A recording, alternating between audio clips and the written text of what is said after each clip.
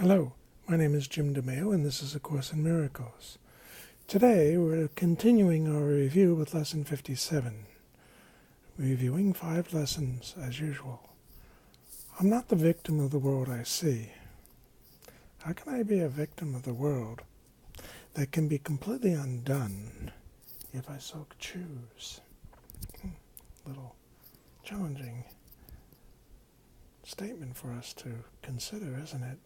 How can I be the victim of a world that can be completely undone if I realize this is the collective I, but also realize that you influence the collective I?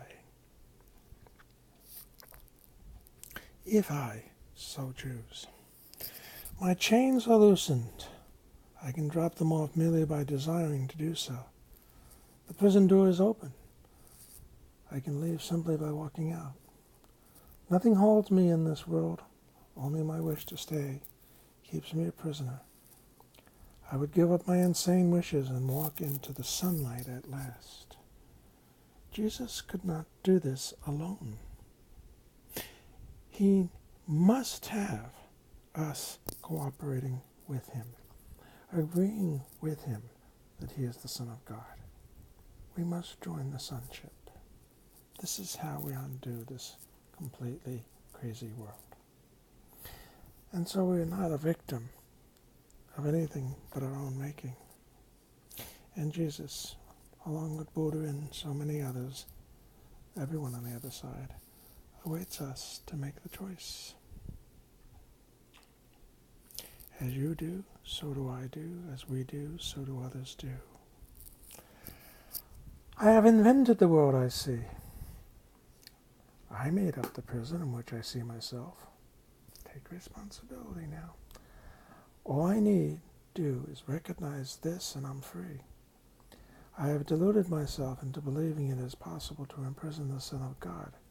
The I here is again collective, the collective ego this time. I was bitterly mistaken in this belief, which I no longer want. Switching over to the collective I, the Son of God, I no longer want. The Son of God must be forever free. He is as God created him, and not what I would make of him. He is where God would have him be, not where I thought to hold him prisoner. Hopefully you're processing along okay with it, switching of eyes back and forth. There's another way of looking at the world. Since the purpose of the world is not the one I ascribe to it, there must be another way of looking at it. I see everything upside down, and my thoughts are the opposite of the truth. I see the world as a prison for God's Son. It must be, then, that the world is really a place where he can be set free.